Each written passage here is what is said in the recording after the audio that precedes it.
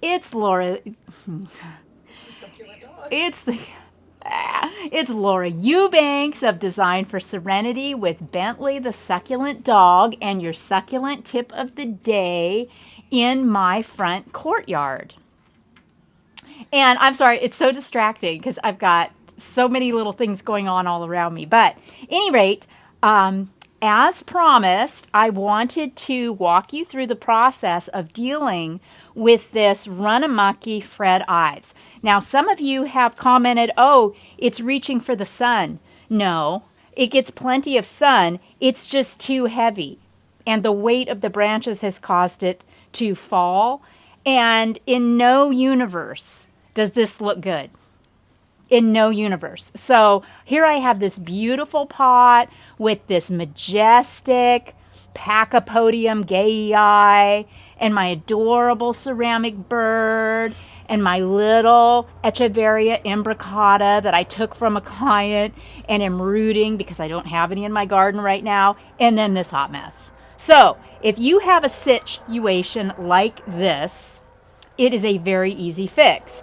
Now, the first thing, here, can you move? Just go that way. Thank you. The first thing I'm going to do, because I don't want to break the plant, is cut off the pieces. Oh boy, here's one that's already fallen off. And look, it's starting to collect or put out some air roots right there. This has probably been sitting on the ground for a few weeks because, I was gone. Oh, and see this leaf right here that's been nibbled on, probably a snail.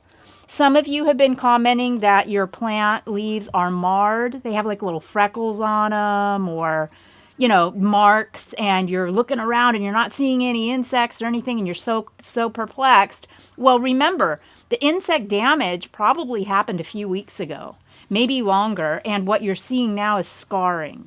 So you may have had some aphids run through, you may have had some mite run through. I do not know. But if it's an infestation, if you're seeing these little marks all over everything, you might want to go ahead, taking every precaution, and apply a chemical pesticide, because sometimes these bugs can overwinter under the dirt or the soil or hang out under the soil. So you want to make sure that they are gone. If it's just topical and there's just a few little plants affected, you can use a little alcohol or some insecticidal soap or something less toxic. So your call on that. Ooh, here's a big one. Whoopsie. Yeah, see that? If I hadn't cut this, it would have broken all by itself. So I'm going to take off these leaves that are pretty much shot from the bottom. And look, see what happened? It even impacted the shape of the rosette, having it hang over there like that. Yikes, I don't love that.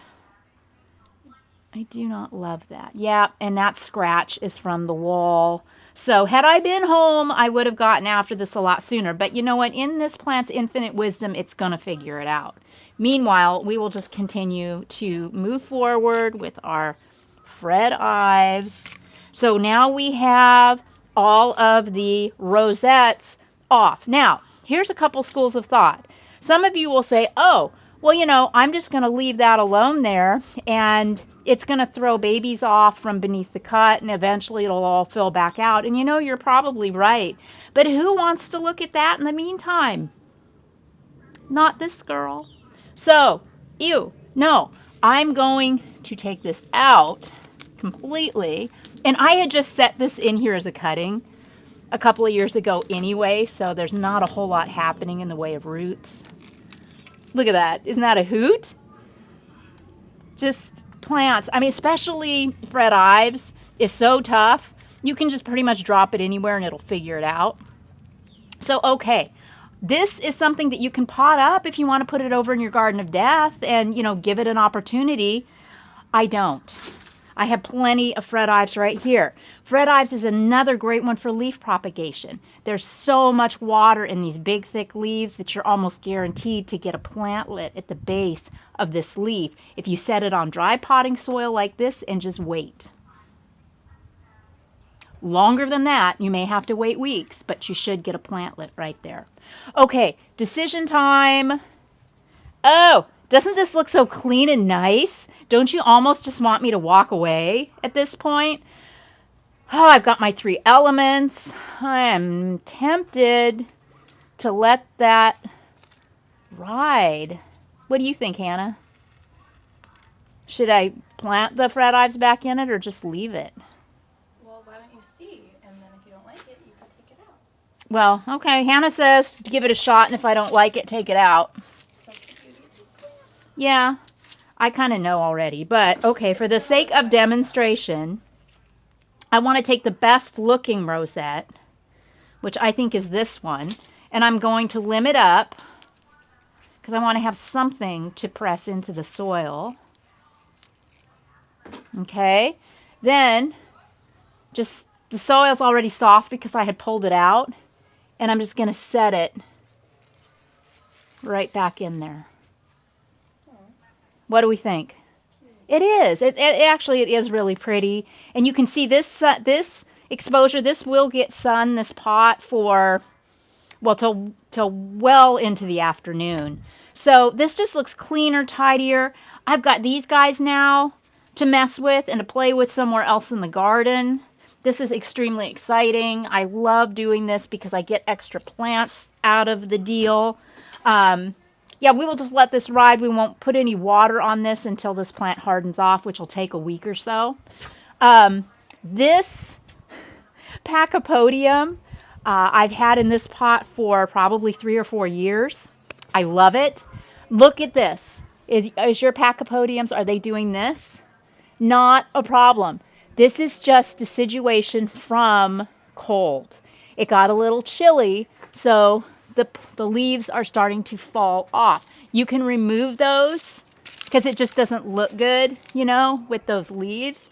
Also, I'm noticing it looks like my beautiful Geayi is getting ready to throw off another branch. How exciting is that?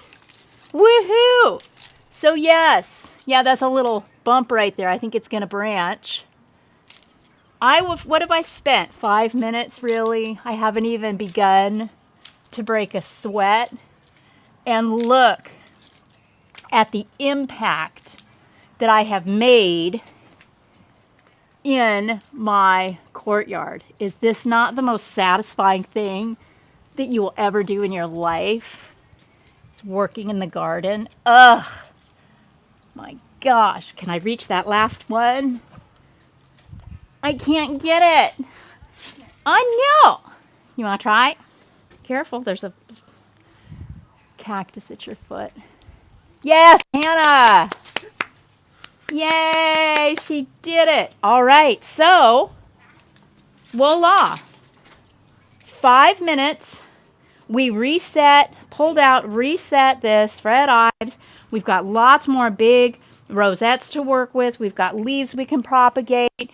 We cleaned up the top of the Geayi. Feels so good. It makes me want to do more.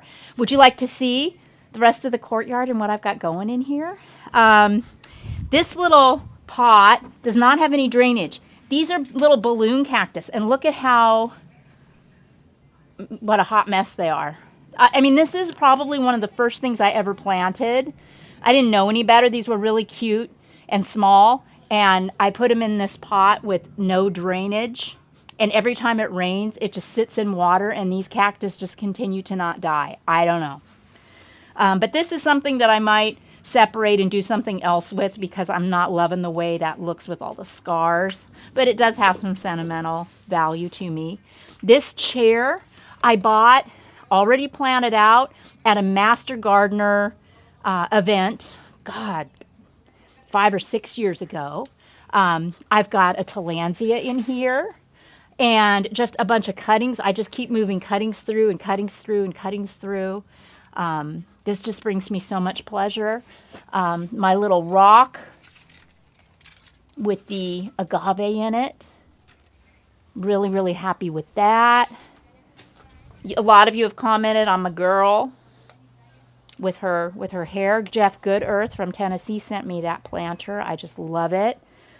This mammillaria here, surrounded by the sea glass, I have done nothing with. This has been in this pot for at least 5 years, and I have never touched it.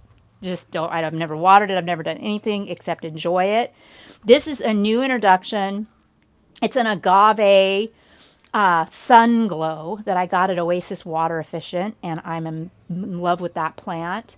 Then we've got the Aloe plicitilis next door that was gifted to me by a friend. It belonged to her grandfather. So this is very, very old and has tremendous sentimental value. It's getting ready to bloom. And then this giant clamshell was also a gift from another designer many, many years ago. And I just keep popping cuttings in and out of this. This has no drainage. Doesn't seem to be a problem. Then I've got another couple of agaves. I've got Quiche Con. I've got Cream Spike. See the difference? See how Cream Spike is a lot spikier than the Quiche Con? Both variegated, but when you look at them side by side, you can really tell the difference. And then this is my new Hercules, my Aloe, I don't know, Baby Daddy Unknown, kind of a one-off. Got this at Oasis. They had been doing some experimenting on it, and I scored. And then this little Aloe, which until it blooms, I'm not exactly sure which it is. Bentley. Look at my tough guy. Oh, he's such a tough guy. Oh, what? I know, so exciting. All right, so that's my day. I'm going to continue to putter around in the garden and do some cooking for my family and just enjoy myself in this quarantine. I hope you are too. This has been Laura Eubanks and Bentley the Succulent Dog and Hannah with your succulent tip of the day in my succulent courtyard in Chula Vista, California. Have a good one, everybody.